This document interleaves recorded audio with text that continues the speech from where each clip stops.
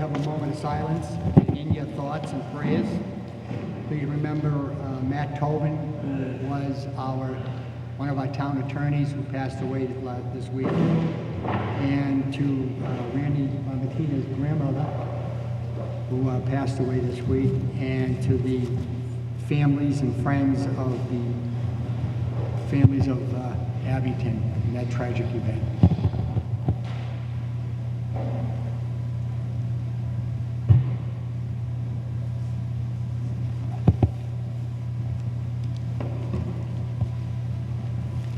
Okay, I need a motion to approve the bill and payroll warrants.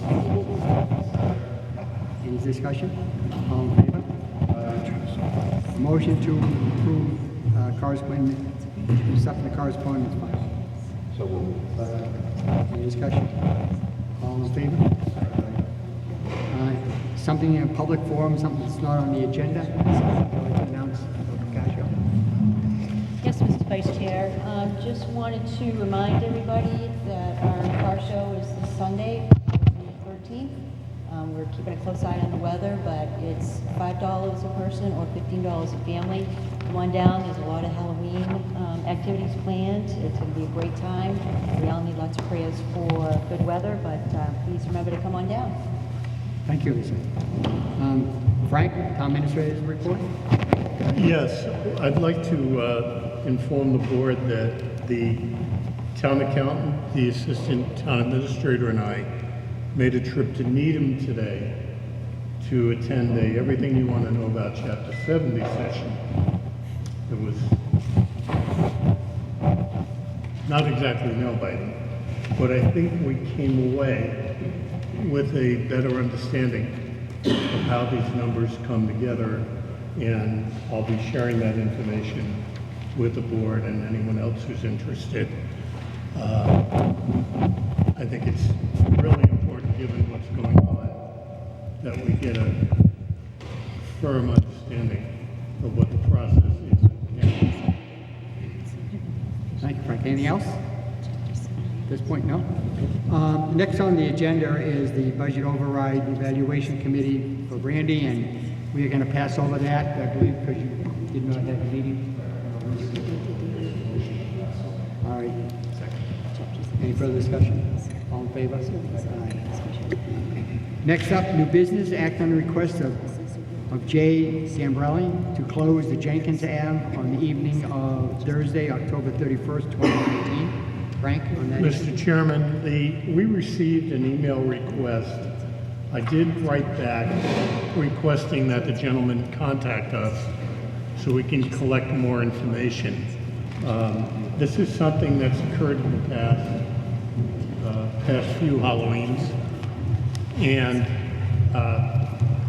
I would ask that the board vote to authorize Chief Hamlin to make whatever accommodations or to not approve it based on his satisfaction with the public safety issues. Okay, do I hear a motion to that? Any further discussion? All in favor? Thank you, Frank. Act on the resignation of Vincent Lacano from the position of member of the Economic Development Committee effective September 26, 2019. Any discussion? This means there's an opening on that committee, if it, bring it back up again? Correct. Okay. Anyone interested? Get a hold of Frank, please. Thank you. Okay, all in favor? Aye. Okay, DPW Superintendent Dennis Smith, sewer main forces. Okay, as you probably know, the force main that carries our effluent to the treatment center in Brockton has some serious weaknesses. It's had 2 breaks in the last 2 years, and it's almost, well, it's a certainty that the pipe is going to have to be replaced. The options that are suggested by environmental partners include a simple remain in place and add a second pipe, which would be roughly $14.5 million, or to lay a new pipe and abandon the existing service for slightly over $8 million. Both of those options are viable, but it's going to have to be brought forward to a town meeting for funding.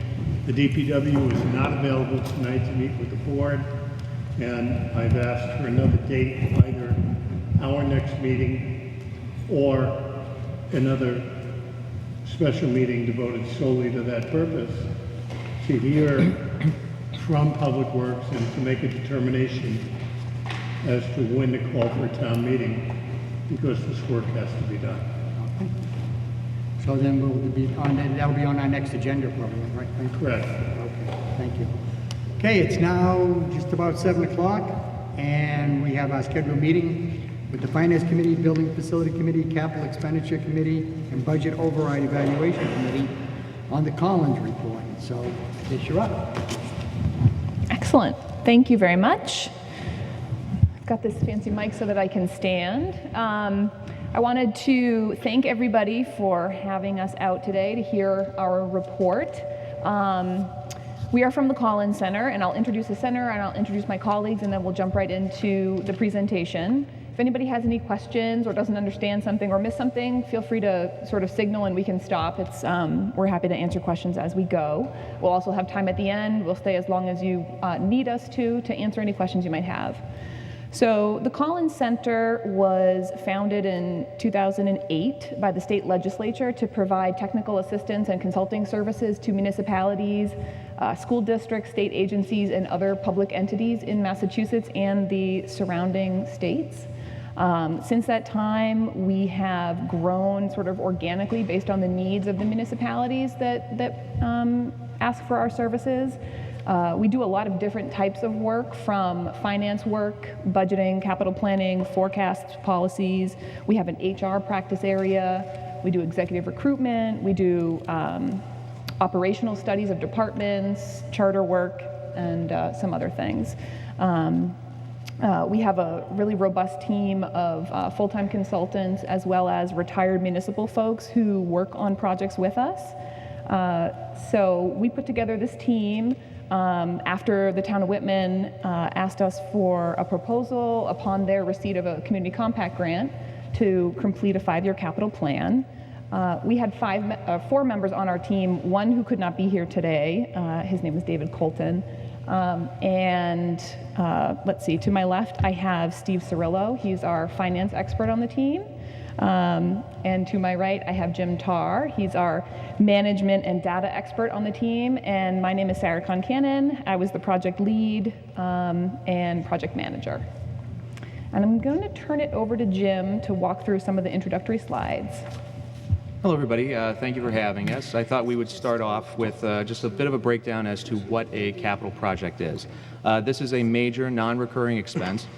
It's typically in a cost range of about $5,000 to $10,000, depending on a given community, and it is a project that usually has a useful life of at least 5 years. A capital improvement plan, also known as a CIP, is expansive. It happens over the course of several years, usually over a 5-year plan or a 5-year period of time. It's comprehensive. It takes in the totality of all funding sources, whether it be community funds in the way of what we call pay-go, which is generally taxes raised, which is then spent by the community, enterprise funds, so usually those are water and sewer funds, but a given community can have different enterprise funds that generate revenue for a given community. And these capital improvement plans have lots of details. They go very much into how do you justify this project, what are the details, how much is it going to cost, spread over the course of so many years. And these CIPs are always financially viable, or at least the ones that we do, I hope. We take into account the spending capacity of any given community, and we factor that in, and if we reach a certain cutoff point, then we start asking, okay, well, here are the tougher choices. Where do we make the distinction as to what is a necessity and what is something that can be put off?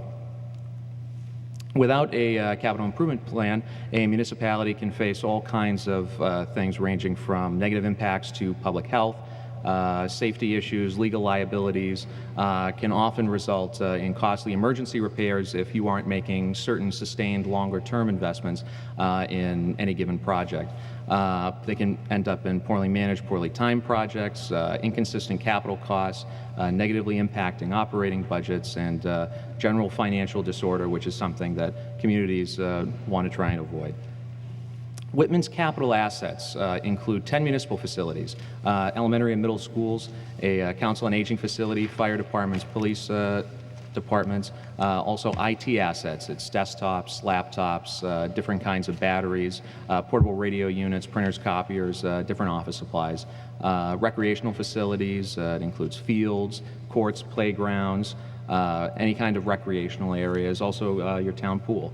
Also includes 49 miles of town-owned roads, 1 bridge and 3 culverts listed by the Massachusetts Department of Transportation, and also about 86 vehicles or pieces of major equipment.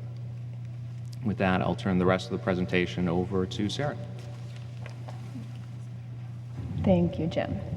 All right, so the first thing that I'm going to do is give you all an overview of the process that we went through. I will say that it wasn't a quick process. It takes a long time. It involves us meeting with many different people, all of your department heads, sitting with them, spending time, especially those that have custody or responsibility for significant assets like public works, police, and fire. It can take a lot of time, so we really appreciate the time that your staff spent with us. Without their participation, we really can't do our job well. So I want to recognize that. So the process that we go through starts by assessing the capital needs of the municipality. And as Jim sort of laid the foundation, the first thing we need to know is what are the capital assets in town that the town has custody of. So we sort of do our research on that. We have an online form that we use that we send out to department heads after sort of explaining what we're going to need from them. We ask them to submit the information to us via the online form. We have to do a little bit of back and forth, get more detail, figure out things like why is the project needed, whom does it impact, what will it cost, when should it be timed, and that sort of thing. After we get all of those capital needs into our spreadsheet, we score the projects. We have a scoring methodology that the Collins Center has developed, and I'm going to go through some of the criteria. I'll explain the criteria that we use to score the projects. We use those scores to facilitate a conversation between the board and our team, and including the town management, on prioritizing projects. The scores are not, a black and white indicator that the one on the top has to be funded and the one on the bottom is never going to get funded. That's not the way it works, but they are one important piece of the conversation. Sometimes there are unique factors in a particular town or city that warrant bringing a low-scoring project up to the top of the list in terms of priority. And the other thing that I want to mention too is that we score our projects based on the information we have about the projects. If we don't have really robust information or we don't have complete information about the project's justification, it may have gotten a low score, which doesn't necessarily reflect its merit. So those are sort of some caveats that I want to make sure I mention.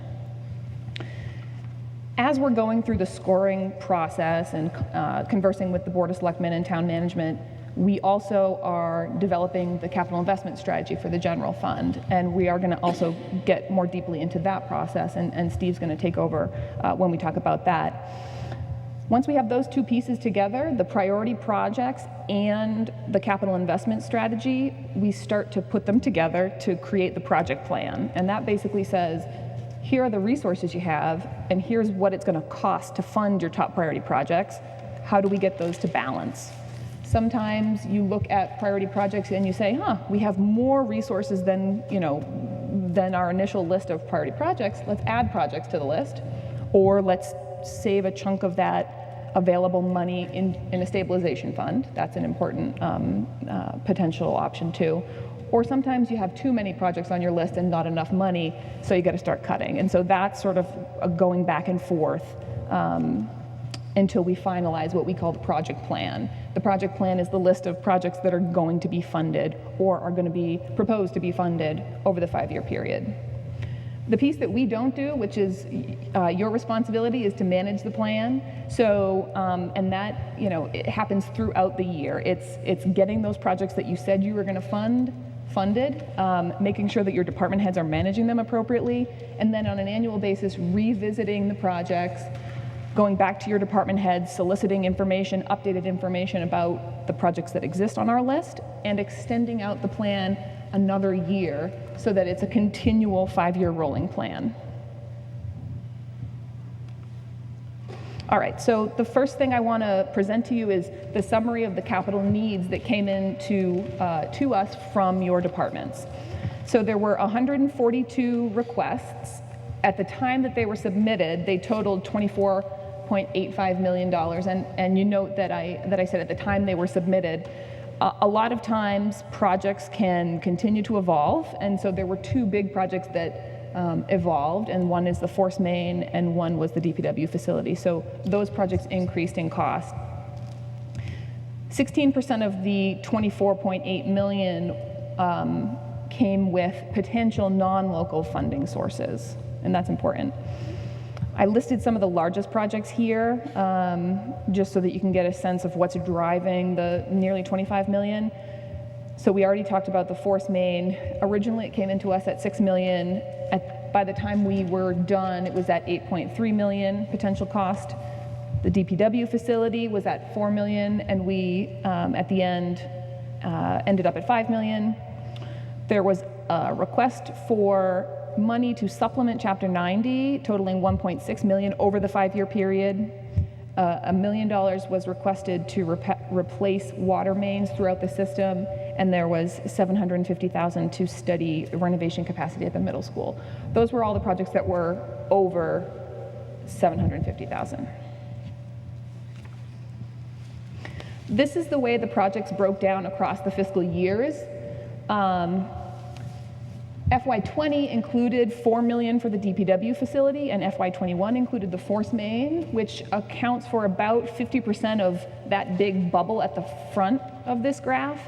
And yet, it doesn't, even if you were to take those out, you would still see a significant amount of money requested in the first 2 years of the plan, more so in the first year. What that tells us is that department heads, at least, see a lot of need in the community, that there may be a lot of deferred maintenance when it comes to things like vehicles, facility projects, and so on.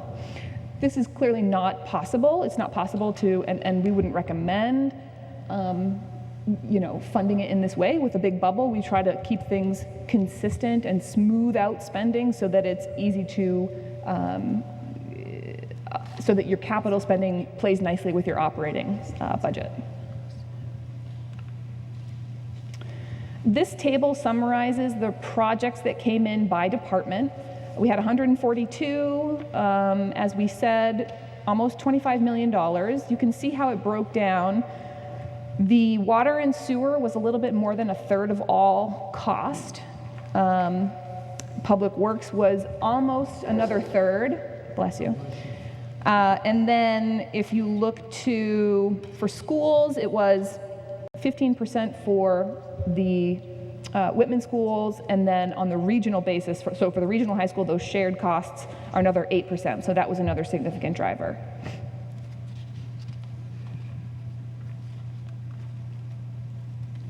This is another way that we look at the projects that come in by asset type. It can tell us, where there might be deferred maintenance, or maybe which department heads are most active and things like that.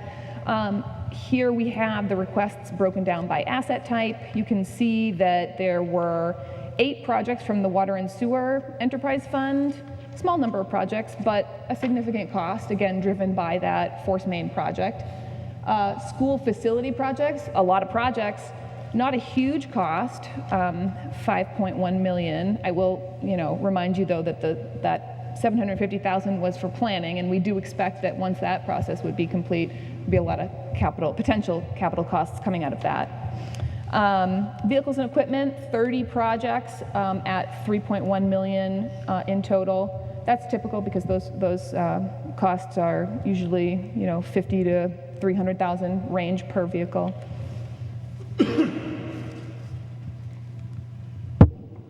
All right, so that was the summary of what we got from the departments. I want to give you a little bit of information about our scoring methodology.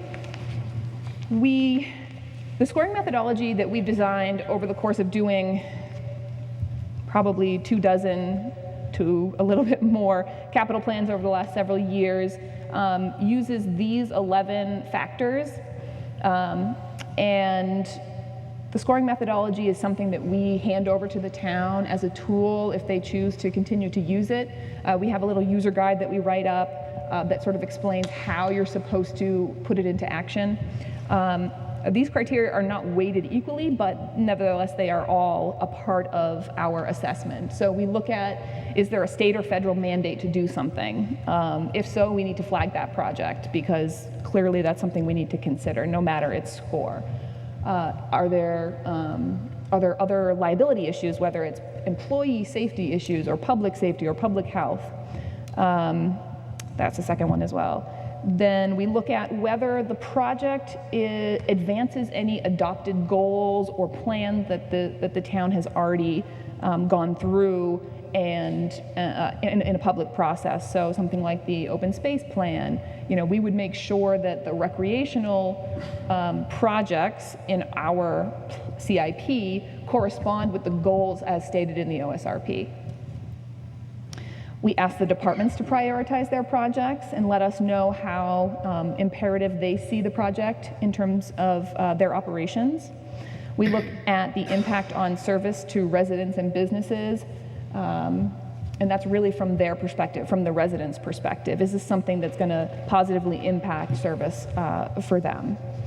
We look at how the benefit of the project is distributed. Is it a neighborhood park that is the first park in a particular neighborhood that has been underserved in the past, or is it a facility that would serve everybody in town?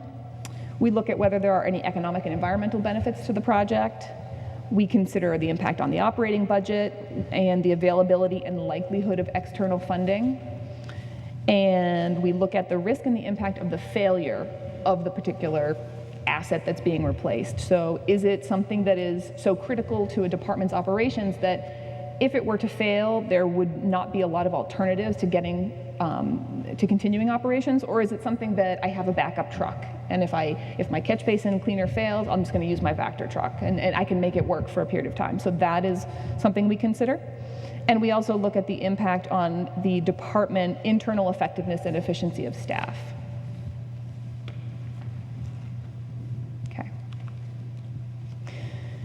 So as I said, I think I gave you a little preview of this. After we go through the process of looking at the scores, talking with town management, talking with the board, we look at the costs of the top priority projects and we compare them to available resources. Now, put a pin in that because Steve's going to talk about how we come up with available resources, but we compare those two things. If the projects are going to be funded through debt, we calculate the projected debt service. We also go through the list and look to see if there are any grant opportunities that departments perhaps missed or didn't know about, and we try to bring those to bear on the project plan. We go back and forth and create multiple iterations until the CIP is balanced and everyone's comfortable that priority projects are in fact being accomplished. So the final plan that we're presenting includes 115 projects totaling $26.7 million. 88% of that is through local investment, local monies. There's $9.2 million total project cost from the general fund, $13.6 million from the enterprise fund, and $790,000 from ambulance receipts, and the remaining $3.1 million from non-local sources. So that is competitive and non-competitive grants and state funding. So something like Chapter 90 or something like Green Communities money. So the projects that were funded, of those 115, here's how they broke down by department and cost. So let's see, I'll highlight the fact that water and sewer, again, all those projects funded through the plan, 10.2 million, 38% of the total cost of the plan. Public Works, almost one third of the plan at 8.3 million. And some of the other big drivers, the school department, schools, about 20% of the plan in terms of total cost. This chart just shows you how the funding sources broke down. The big blue pie piece is the general fund. That's debt service and cash or free cash. And enterprise fund is the red piece of the pie. That's the piece of the cake that I would want because it's the biggest. And then the green slice is ambulance receipts. Now everything else is non-local money, things like MSBA funding for some roof projects, community compact IT grants for some IT capital, and green communities and Chapter 90.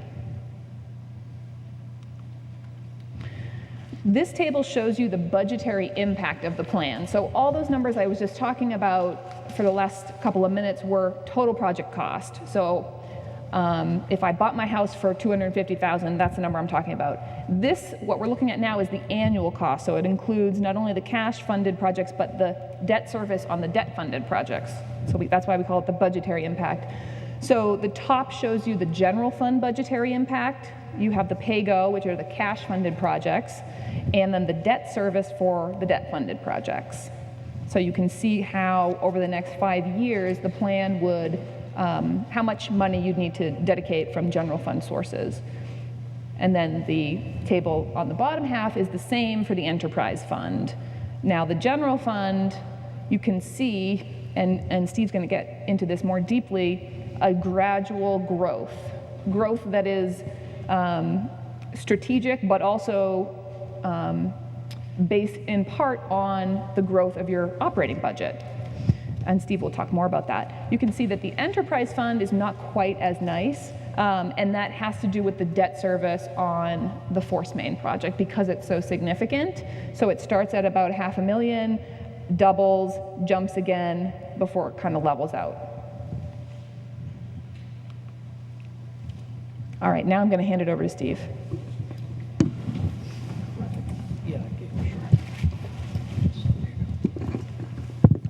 Good evening.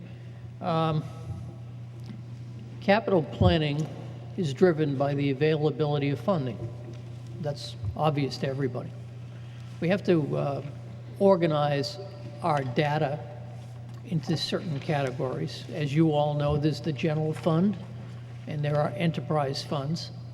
And there are other funds as well. You have Chapter 90 funds. You may have, if some communities have CPA funds. So you have to sort through that and identify where your revenue is, and then sort and look at the categories of revenues as well. The other thing you have to do is to figure out two main questions. Is what has been your historical commitment to capital? And then compare your community with communities of similar size and budgets to find out what the approximate commitment to capital should be in a community of this size. So that's the excuse me, the exercise that we have done in this study. The slide that is before you is looking specifically at the general fund. And through historical data, we're looking at fiscal year 17 through fiscal year 20. We're looking to identify what commitment you have made over those years for capital. It's somewhat inconsistent because you have had some large projects over fiscal year 17 and fiscal year 18 and fiscal year 19 that you have committed capital for.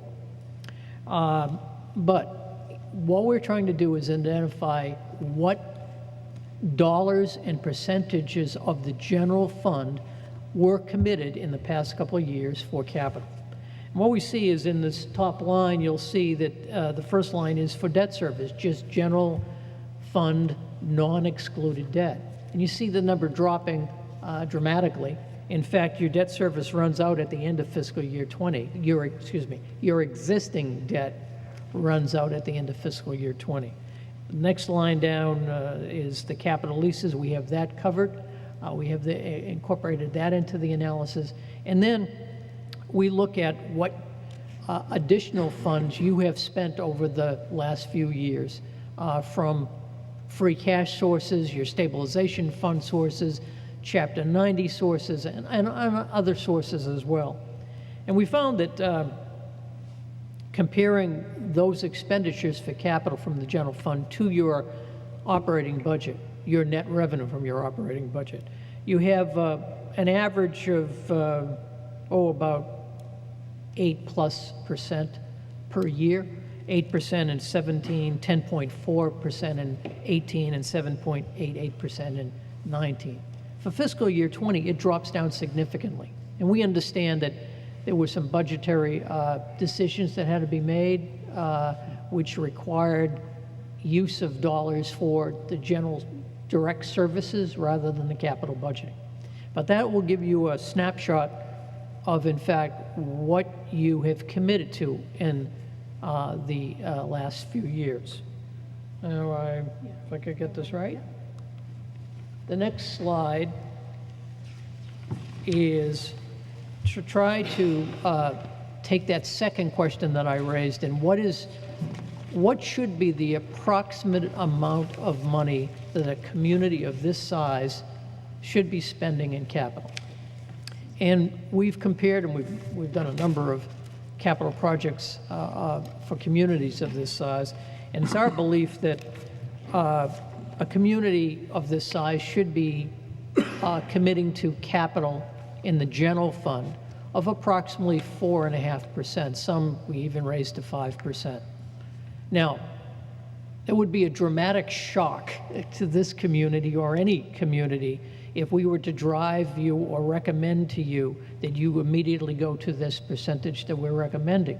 That would put tremendous amount of financial stress on your operating budget, and that isn't the purpose of this study, is to steal from direct services to put into the capital services. We think that's inappropriate.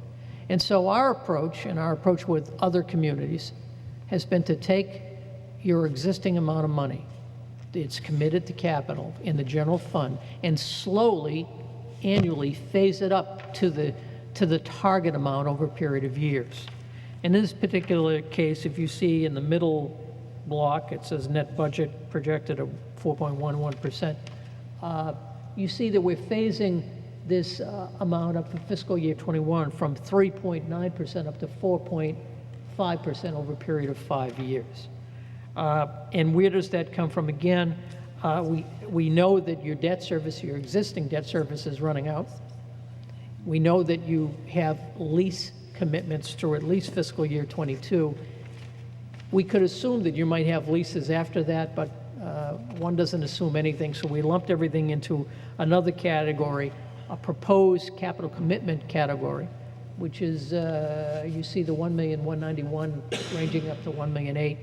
And those numbers are essentially what we're recommending that you commit in additional dollars to get you up to the percentage, the phased up percentage on an annual basis. So in fact, if your community generated $1,340,000 in fiscal year 22, you would then have reached a commitment for capital in the general fund of 4%, and so forth.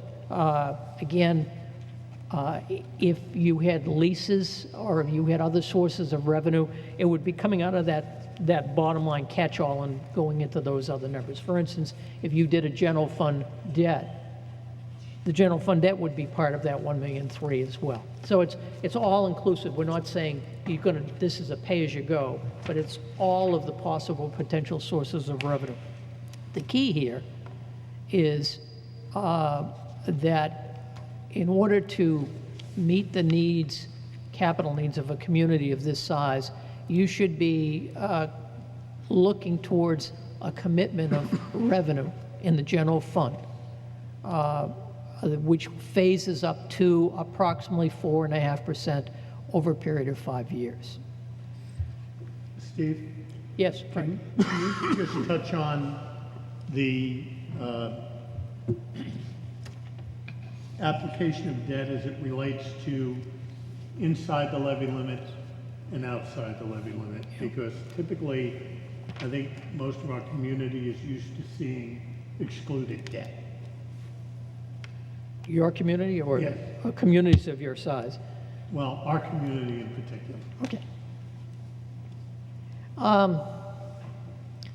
When I speak about debt, I speak from a perspective of 37 years in finance in cities and towns. I'm retired now. And I'll say to you that debt is neither good or bad. It's a vehicle it's an option for funding capital projects of larger size. Our analysis looks at non-excluded debt. That's part of that commitment of the 4.5% that we're hoping that you will phase up to. Over and above that, if you chose, because there's a project that's extremely large or politically sensitive, your community may choose to fund with excluded debt. Now, excluded debt is dedicated revenue. It's not part of this analysis because what we're recommending to you is that your community should have dedicated revenue for just general fund capital, whether it be debt service or pay-as-you-go, in the amount of about 4.5%. And any excluded debt is on top of that, and it's supported by revenue from the levy, additional property tax supporting the debt service. There's no distinction between, the only distinction between debt exclusion and non-debt exclusion is the impact it has on your property tax levy limit, your annual limit. Non-excluded, it lives within, you're not raising your property taxes, you're just supporting it with the capacity you have. Excluded, you're raising your levy limit. Does that answer your question, Frank? I just wanted to get it out there because I want people Okay. to understand what we're talking The next slide talks about your capital investment discussion. It's what we have is the existing, on the top of this spreadsheet, you have the existing commitment to from the general fund. And what, excuse me, I'm coming down with a cold. What you have is the existing debt, the existing capital commitment, and you see it dropping down dramatically. What that is primarily is debt service, general fund debt. Your existing general fund debt service is running down, running off, and by the end of this fiscal year 20, you will not have any existing debt service for prior year borrowings. Again, you may, in this fiscal year, authorize and go out and borrow. I don't know what the plan is. But at this point, at this stage, your debt service is running down. In addition to that, there is a very slight amount of money in there for capital leasing, and that takes you through fiscal year 22. The bottom of the slide shows the blue. The blue is dropped down to the bottom as well. But then the proposed new capital commitment shows us bringing you back up to that 3.9% and sliding you up to 4.5%. And that's indicated in the red bars. And so you see you somewhat changeable, flexible in the first 3 years, 17 through 19, it's going up and down a bit, drops down substantially in 20, but then we're slowly trying to infuse capital, cash, into your capital planning for the next few years out. So it's then gradually phases up to that amount. Now, I want to also, before I get into this slide, I want to talk to you about the general fund revenue again. Sarah alluded to it. It's important for you to understand, we're forecasting what your revenue will be in general terms in the next few years. We look at what your revenue, your operating budget, general fund revenue has been, and for the most part, communities have revenue increases in a range from about 3% to some as much as 4.25%, depending on if you have a lot of hotels being built or things of that nature. But for the most part, it's about 3%, 3.25%. So we've taken your existing fiscal year 19 and fiscal year 20 budgets, and we've extrapolated them out, increasing that net revenue amount by 3% into the future. That means your property tax is growing by some amount, your local receipts are slightly increasing, but a 3% is a good number. It's I don't want to say it's conservative. I don't want to say it's what you are going to get. You may get more than that, but at least it's a bookmark where we know that your revenue increases because your property tax annually increases by 2.5% plus new growth development. You probably have slight increases in excise tax, depending on what this Chapter 70 analysis is going to do with you. You might have some increases in state aid as well. So we're taking that, assuming that that revenue is growing, and we're also taking that percentage that I just referred to, the 3.9%, phasing up to 4.5%, and saying, all right, those percentages of our estimated revenue for fiscal 21, 22, 23, 24, 25. Those numbers could change, but they may not, for the purposes of planning and scheduling, sequencing your capital. We at least want to have a number in there of revenue growth that's bookmarked and that you could absolutely assume you're going to get, so that you can plan and prioritize your capital planning. Now, if the revenue is greater than estimated in this analysis, well, that's a good thing, obviously. You have options then of either placing that surplus into a capital stabilization fund, which earmarks it for future capital, or you could, in fact, advance projects if you feel comfortable in doing that. But at least in this particular case, we're being slightly conservative and only estimating your revenue growth, annual general fund revenue growth at about 3%. Have I confused you, anybody on that? I tried to go slow on that one, but that's somewhat difficult. All right, debt as a capital investment strategy.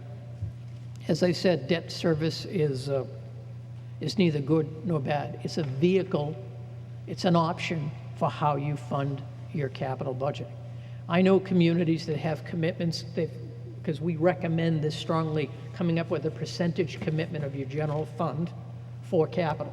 Now, the community itself then has the decision within that percentage to decide how much of it's going to be for debt service and how much of it is going to be for pay-as-you-go.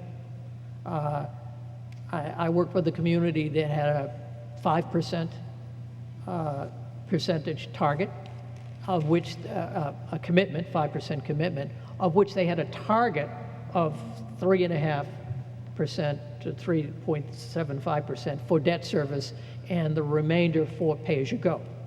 But you never know, because your finance team within your community could have a sensational borrowing. Your interest rate could be lower than you anticipated, and therefore that number, that's why we call them targets, because the number committed to debt, the number committed to pay-as-you-go changes when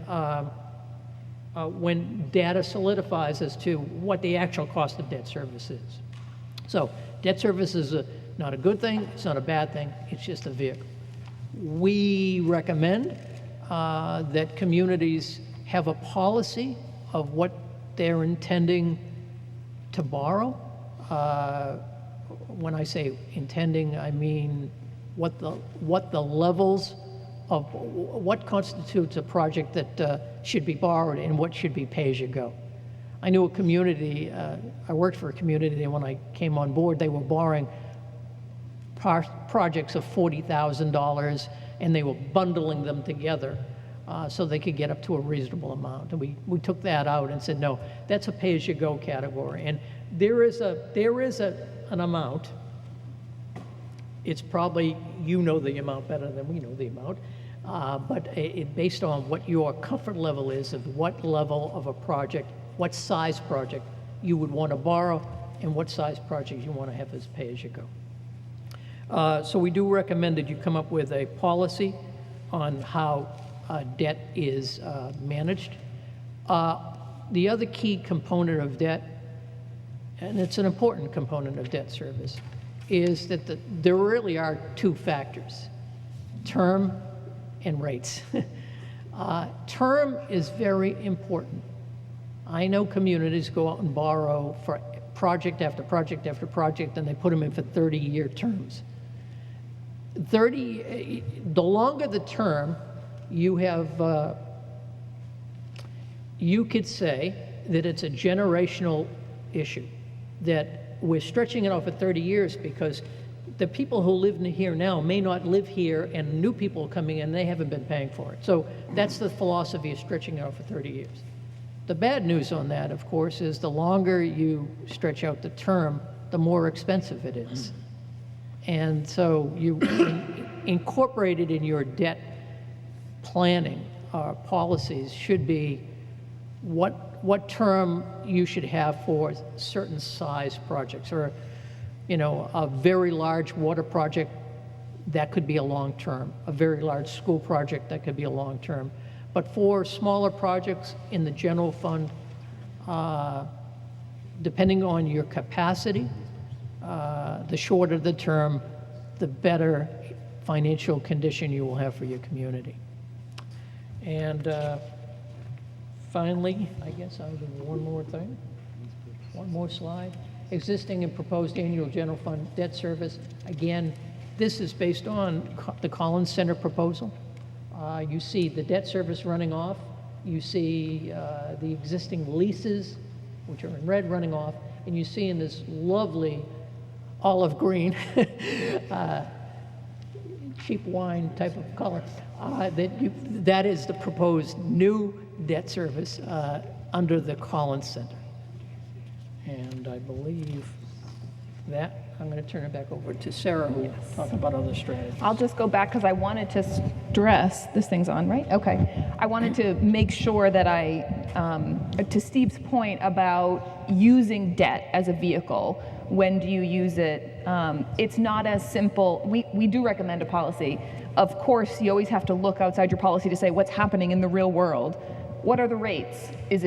Are the rates favorable or are they not? If the rates are really favorable, maybe you borrow more than you would if the rates were not favorable. You also have to look at your capital needs. Are we in a situation where there's been a lot of deferred maintenance and deferred capital projects such that our fleet is really aging, and operationally it might be beneficial for us to borrow for projects? We'll take DPW vehicles, for example. You might have $150,000 for a dump truck. You might have $250,000 for a loader.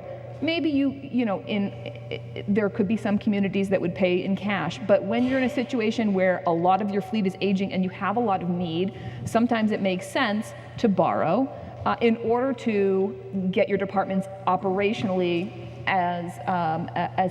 running as smoothly as they can. We do have 20 projects in the general fund funded by debt within this capital plan. To Steve's point about being conservative, 85% of those projects are proposed to be funded over a 5-year term. It's a very short term. So we're not saying, oh, get that street sweeper and fund it over 20 years, 30 years. I mean, that would be inappropriate. 5-year term at 3%. We use conservative debt terms and a level principal model in order to get that debt paid as quickly as possible. But it does allow you to accomplish more because your money can go further. Okay, I just wanted to make sure I hit that. So that shows that.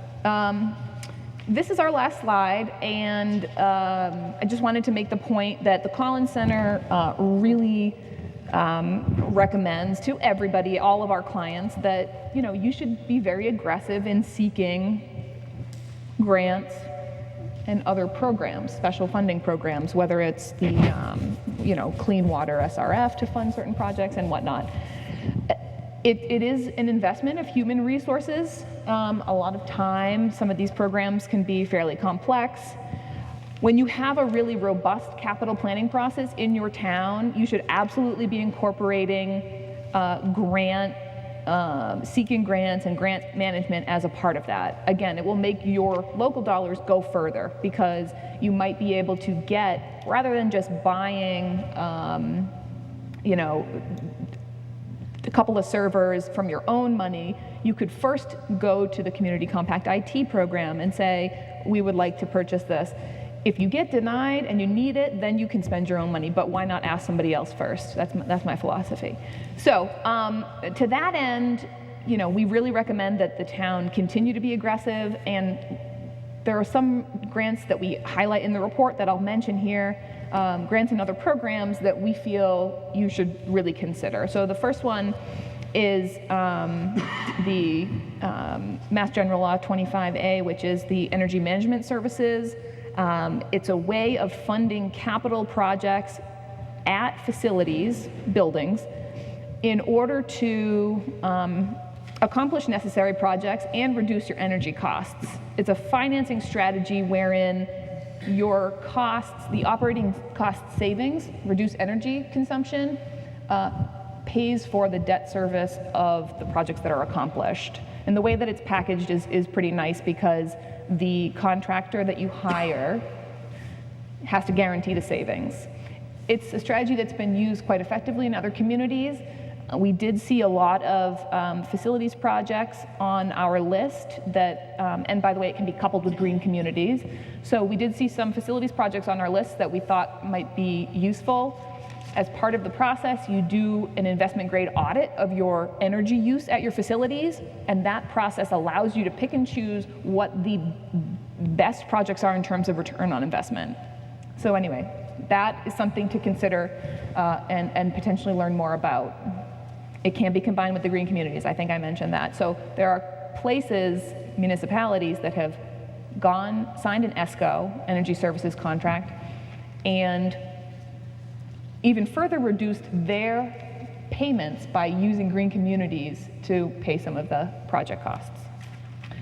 Other potential grants that we feel are important and quite valuable are MassWorks. As one, the Small Bridge Program. Lucky for you guys, you don't have a ton of bridges and major culverts in town, but the Small Bridge Program is out there. And then the other one is the Municipal Vulnerability Preparedness Program, which I don't think Whitman is yet a part of, but after you go through a planning process with the state and you assess vulnerabilities in town, you are eligible for what they call an MVP action grant. And the wonderful thing about this program, in my opinion, is that you can choose. The MVP planning process allows local priorities to come to the top. And so the action grants allow you to accomplish those local priorities rather than the state saying, we want you to do X, Y, or Z. Those are your three options. This grant program really allows you to fulfill the priorities identified locally. So it's a great program for capital. There aren't a ton of grants out there that can be used for capital, so when you know of something, try to take advantage of it. And with that, that's the end of our presentation. Like I said, we're here to answer any questions or talk through any issues. We have a number of things that we're going to hand over to the town. Not only our sort of formal report that's nice to put out there publicly, all of the supporting material become the town. So those are all of our spreadsheets with all the lists of projects, all the financial analysis, the scoring methodology, the user guide, and all of that. So we'll be turning all of that over to Frank once we get through tonight and make sure that we haven't made any errors or anything like that. So that the town going forward can take the process over and sort of do it yourself. So what questions can we answer from anybody? I have one question. Yep. On the estimated goal of 4.5% to be spent on capital projects, it's approximately $1.1 million. That's the 4% of the budget Yeah. to go towards capital needs. 1.8. 1.8? Right here Okay. in FY25? Okay, well, anyways, looking at that 1.8, does that include new projects or projects that are being paid off? Like if we have a new building and it's a 20-year project and that's 500,000, that means we lower our capital request down minus the 500,000. Is that what you're saying? Yes. So if you look, the best example would be to take one of the early years. Up here, this is what you've already committed to. And it's essentially because you've signed leases that you're committed to paying. So we want you to invest 3.9% of your operating budget, which we project to be 34.8. That would mean a total of $1.3 million. We subtract out the 167, which you've already committed to, leaving us 1.19 for new projects. Right, okay. Yes. So this line here, proposed additional capital investment, those are projects, that's money that you haven't yet committed to any project. Right? Anybody else have any questions?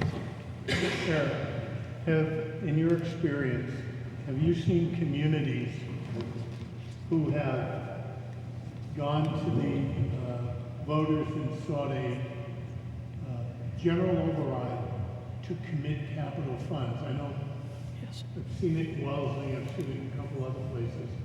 But is that common or uncommon? Well, I will let Steve answer since he's been doing it longer than I've been alive. It's very common. I know a number of general overrides which included a piece for capital with a promise that that would be raising the level of capital permanently so that it would be part of the base going forward. I could think of Brookline, Belmont, just off the top, Wellesley, just off the top of my head. And that obviously feeds the future, because once you lock that money in, as you go forward, you also lock in the growth on that money. So if it's $1 million this year, it's $1,025,000 next year, it's $1,055,000 the next, and so on. So that's a strategy, that's a possibility that we're able to look at and assess as a practical way to kickstart a formalized capital plan. Absolutely. Mr. Chairman, I'd just like to take this opportunity to recognize the work that the UMass Boston Collins Center has done. I think this really puts us in a good position to move forward with our shared goal of making a comprehensive strategic plan a reality here. So this is a really excellent foundation, I think, for that. One of the things I noticed, the results of the research that doesn't come as a surprise to me, is that the CIP summary identifies 38% of the total dollar figure to water and sewer. And I think it's pretty evident to a lot of the people in this room that this is a department that has had its share of deferred maintenance, I think, for the last number of years. So I think it puts a spotlight on what we need to do. And this is a good, like I said, an excellent foundation for us. Appreciate it. And I will say that there were 5 planning studies included in the capital plan. So if a planning study is going to result in a capital plan, then that can be included in your overall capital plan. So there were 5 planning, it's like, yeah. So the water and sewer did include at least 1 or 2 planning studies because of that deferred maintenance. So it was at the point where, okay, we need to step back and figure out what do we need and how do we get down the road where we want to go. So there are two, I think it's two of those planning studies are for the water and sewer. Yeah. And then just one quickly, so the town has some action items that it needs to follow up on, and one of them is to adopt a policy on the use of debt and debt management, because that's one of the things you recommended. How soon after this presentation do you suggest that happen? Depending on when you want to implement a capital program, and what portion of that capital program will be in debt. And you could borrow without a capital policy or a debt policy. However, it would be all over the place. Yeah, a policy is basically gives you discipline on what your intentions are as far as what piece is going to be pay-as-you-go, what piece is going to be for debt service, what's the term, and therefore. So a policy could be put together in a short period of time, over a few months. Thank you. So our plan, the CIP, runs from FY21 to 25. We probably, we're here in October. Probably we've delivered the CIP sooner than you would if you were doing it in-house, just based on the time we started and when the grant was received. Given that we're still, an early part of FY20, it's probably a very reasonable goal to say that before the FY21 CIP gets implemented, you would have a policy in place. Yeah.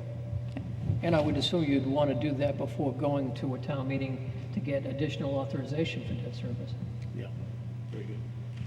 In particular, if it's a significant change. So the plan, as Frank mentioned, is leaning more heavily on non-excluded debt necessarily than excluded debt. And so if that's a significant change, it would be important to provide sort of the foundation for why that change is being made. And part of that is the CIP, and part of it would be the policy. Another item that I want to emphasize is that Sarah and I had a conversation a couple of weeks ago regarding lease purchases. We have a history of turning over vehicles on a lease purchase process. And those have been identified as things that should be developed in a pay-as-you-go capital plan, rather than, I don't want to use the phrase nickel-diming, but taking small commitments and dragging them out, as opposed to establishing a process and a funding mechanism that says, this we're going to pay for each year. It doesn't make sense to, in a formalized program, to lease purchase vehicles over 3 years when the outright cost is $50,000 to $60,000. It drags it on. So that's another thing that we're going to have to look at in our planning. And I appreciate you bringing that forward. There are also a couple of numbers that have changed since we started down this road, including roughly $3 million in increased costs over where we started. So all of these numbers have to be worked, tweaked, and planned. Right, and I mean, that's sort of the nature of these plans. The CIP is a very dynamic document. We talked about the fact that things changed significantly between the time that we finished the capital needs assessment and the time that we were putting the project plan together. You can't just take what we're giving you, what I'm going to be emailing to Frank, and say, okay, 5 years, we're good. We can sit back and rest for the next 5 years, and then we'll do it all again. That's part of the reason that we're giving you all those spreadsheets, because, things have already changed between the time we finalized our project plan and right now. So those spreadsheets, we hope, are user-friendly. And again, we're always around at the Collins Center to field a phone call or an email about, something goes wonky or you don't really know what's going on with the spreadsheet. it's easy to take the spreadsheet, tweak a number, add a project, move things around. And I did it, we did it in person with Frank and some representatives of the board to show them how it can be used. So we do hope that you use it. We are here to help after the contract is over. You know, you can call it, as I said, you have my contact. So things will continue to change. If I could add something to that. The projects that are in years 2, 3, 4, and 5, the prices will change simply because of inflation. We do put an inflation factor in, but It's an estimated. it's an estimated number, correct. That's a good point too, yeah. I have a quick question. Steve, you mentioned that some towns utilize the Community Preservation Act funds for these kind of projects. Whitman's not currently a part of that, but throughout your analysis, did you identify any projects that might be paid for? Should we join that in the next couple of years? I didn't do that piece of it, but I know that there are projects within the list that could be funded by CPA. Yeah. Just the recreation alone. Recreation alone. If any of your facilities would qualify under the historic category, we've seen communities use CPA money to do capital projects at historic facilities, and mostly recreation. Frank, one of the questions I have when we were talking about smaller purchases, the one-time payment, instead of dragging them out for 3 years, but I'm thinking if, we'll say a cruiser is the price of what, 50 or 60,000 for each cruiser, we normally get 2 to 3 a year. So you're saying take $100,000 and be able to pay that one-time payment for those? Yeah, I'm saying phase out the leasing, and maybe you start 1 year with 1 cruiser instead of 2. Following year you do 2, and then you continue to do that. We know that cruisers have a limited lifespan. Right, exactly. We also know that even though we say we turn them every 3 years, we don't. Right. We And turn the also, ones right, and the fire that are equipment- costing us money to run, we keep the ones that don't. And of course, fire engines are a heck of a lot more costly than cruisers. I mean, a regular ladder truck goes what, 650, 700,000? Oh no, it's over $1 million A now. million?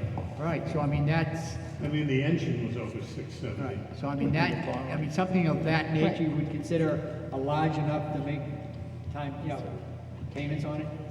Yeah, I mean, like Steve said, debt is a tool, a lease is a tool. The reason, and Frank and I work closely together to come up with an alternative strategy for replacing cruisers, because they're smaller dollars, and because we've identified, because we're going to set aside and say this is a pot of money for capital, you don't necessarily face the same pressures to lease the cruiser because you've got the pot of money identified. So the plan that we put together does exactly what Frank says. We start by maintaining the existing leases, obviously, purchasing a cruiser outright, and then when the current leases run off, start to purchase 2 purchase 2 per year.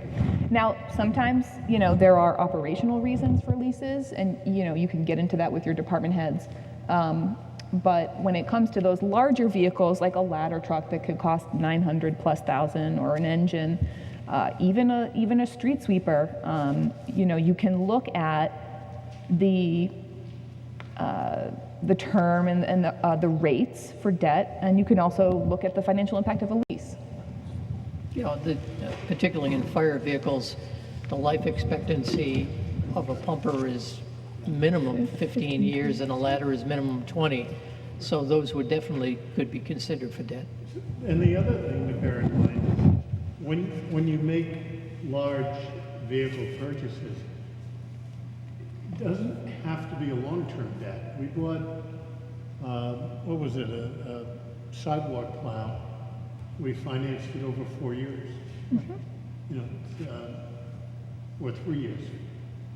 $56,000 a year. Those are alternatives that are available to us, but you don't want to get a whole bunch of those going on, because then you lose sight of the big picture in terms of carrying out capital plans. One thing I as opposed noticed, to depreciating assets. one thing I noticed in the summary of capital needs, is I'm looking at our DPW department, and it's huge, the amount of monies that are needed. And I know that, we have sewer mains and water mains that need to be replaced, but that would come out of the water and sewer enterprise fund, right, Frank? Something like that? Yes. Yeah, sorry, go ahead, Sarah. Well, I wanted to make the point, and you're exactly right. On this table that shows summary of capital needs, the water and sewer is called out separately, so that's the second up from the bottom. And the public works, that 7.4 million would be non-water and sewer public works. So things like the vehicles, things like the roads, and so on. Stormwater, bridges. I don't know that there were any bridges or culvert in there, but things like that. I know one of the things that we discussed, Frank, is that dams were not listed in the capital needs. Does that mean? Yeah, there's a reason for that. As we know, there are two ponds in Whitman that are the focus of attention from the Commonwealth. The DPW is fairly confident that they can maintain what we have until we go into phase 2, the second round of borrowing. Now, that could change. 3 years from now, we could have a critical condition that says, hey, we have to do it now. Then we have to reprioritize. But the plan right now is to continue to maintain them and to look at barrier replacement in year 5. Yeah, one of the main things I see that's needed as far as capital is infrastructure, is a new DPW facility. It's been turned down a couple of times in town meeting. But it's obvious that even though we downsize the facility, it's something that's needed since it's the original building since the 50s. And it's really needed. Yeah. And Whitman is not alone in facing the need for a new DPW facility, because many across the Commonwealth were built in the 50s and 60s, and the fact of the matter is that they're just at the end of their lifespan, and it is something that it's not a small cost. It's something that is sort of in the background, behind the scenes. It's not something that the average resident maybe thinks of when they think of municipal government. They think of police cruisers and fire engines and everything that they interact with on a day-to-day basis. Nonetheless, it's very important. It's a critical function of municipal government. And I'm not speaking specifically about Whitman when I say this, but I'm speaking more generally. I've been in a lot of public works facilities, and the conditions are really deplorable for employees. And so, when it's time to replace those facilities, it's something that has to get done. I have a question for Sarah. Yes. Early on, you mentioned that you received incomplete information which affected the scoring of certain projects. Would you generally say that if there was more information provided to you by the department heads, that would significantly change the scoring of that project? I was speaking generally when I said that. There was additional information provided. There was a lot of information provided. There wasn't, nothing is coming to mind in terms of a particular project that we didn't feel like we had a lot of information on. Again, there were 142 projects, so I might not have it all at the tip of my tongue. The descriptions and the justifications for the project are all included in that spreadsheet that I'll turn over to Frank, and so it's all there. We tried to explain to department heads how the scoring works and what information we needed to get from them. It's a cultural shift for departments to start to follow our process when it's been more ad hoc in the past, or maybe that type of information hasn't been requested. For example, when we ask about vehicles, we ask for not only the age of it, we ask for mileage or hours on the engine, but things like what have been the historical repair costs? What are the projected repair costs? If you make that major repair, how long will it keep the engine, or keep the vehicle running? What's the condition? Are there technological advances that a new vehicle would have that the old vehicle does not? Are there operational efficiencies to be gained by replacing the vehicle? What are the environmental impacts of the old vehicle? A lot, and not only can it be a cultural shift, it takes a lot of time.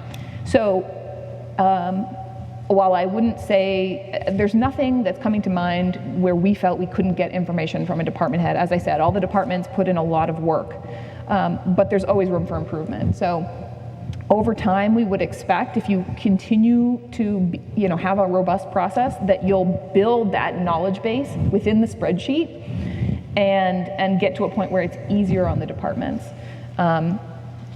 That said, if there are projects where we just simply don't have enough justification, we don't give it points, and it might get a low score, and a department might balk and say, hey, why didn't this get a great score? Well, the reason is we didn't fully understand the justification. Another question. Are you able to speak on what other towns that you used to compare Whitman with? He's talking about the financial. Specifically, what other communities? We've been doing one for Avon, Belmont, Abington, Ashland. Ashland we did. Ashland. So we don't go out and find a specific group of comparables when we do the financial analysis. What we do is we bring to bear the information that our team of finance experts has, as well as the experience that we've had over the last, I guess it's been 3 or 4 years now, doing 30, 35 of these projects. So we didn't have a particular group of comparable communities that we said, this is the group that we want to, we're going to average out what they're spending and make, bring Whitman up to that level. So it's a little bit more amorphous. That can be really challenging, by the way, because number one, the information is not readily available. It's not like you can just, look on somebody's website and they say, hey, we spend 4.5% on our capital. It's really not that clean. And the other part of the challenge when it comes to that and having a particular comparable group is you really don't necessarily know if one particular community is doing well or not. We don't necessarily know if a particular community has a lot of deferred maintenance or does X, Y, and Z. So one particular community isn't a great benchmark, but the totality of experience of our finance team and generally our team doing capital plans is how we sort of arrived at the 4.5%. Yeah, but in general, smaller communities, tiny communities, Townsends of the world and very small towns, have percentages closer to 3%, and we try to move them up to 3.5%. The other population, most other population is at around 3.5%, and we move them up to 4.5%. You see wealthier communities that are up to between 5 and 7%. They're either large or they have financial capacity and commitment, and so they put in higher amounts of money. Or more. And that's not to say that 4.5% is the, where you should go and then you should stop. You should reconsider and make sure that you're able to accomplish what you need to accomplish at that level. It might be that in 3-4 years you take a look and you say, well, we've caught up on needs. We feel really comfortable. 4.5% is keeping us in a really good place in terms of our departmental operations, et cetera. Or you may say, hey, we really actually need to go up to 5.25%. So let's continue to phase it up. Or 4.25% might be more appropriate. So it's not a hard and fast rule. It's a guideline, and you have to constantly, reassess it on an annual basis. I haven't myself heard of a community that says, well, we've caught up on our capital, we don't need capital anymore. But in the event that would occur, I would suggest that you keep your capital commitment and slide the excess into a capital stabilization fund, because there will always be capital that needs to be repaired, whether it's immediately that year or in the future. If you have an opportunity to, in 1 year, because you don't have expenditures in that particular year, set it aside for the next year in the stabilization fund. Anybody else have any questions? Anybody out in the audience have any? Wow. Expected more.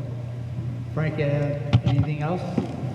Well, certainly we have to wrap up and collect some information as well, but we're going to have to talk at the next selectmen's meeting about re-energizing the capital projects committee and getting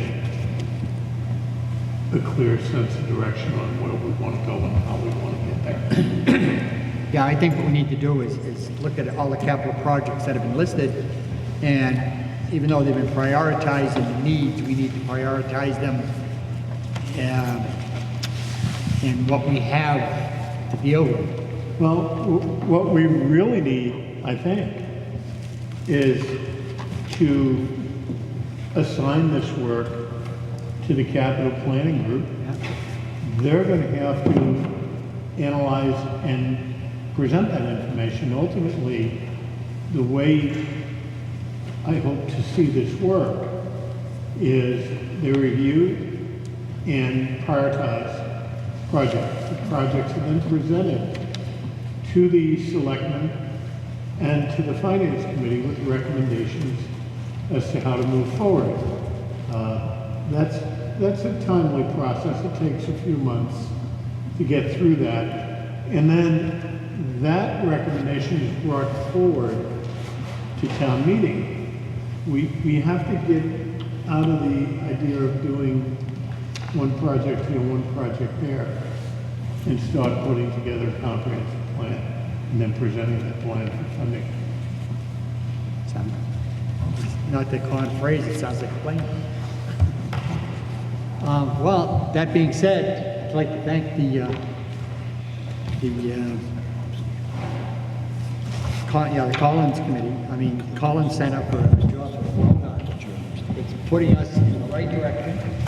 Way to go. How to get it done.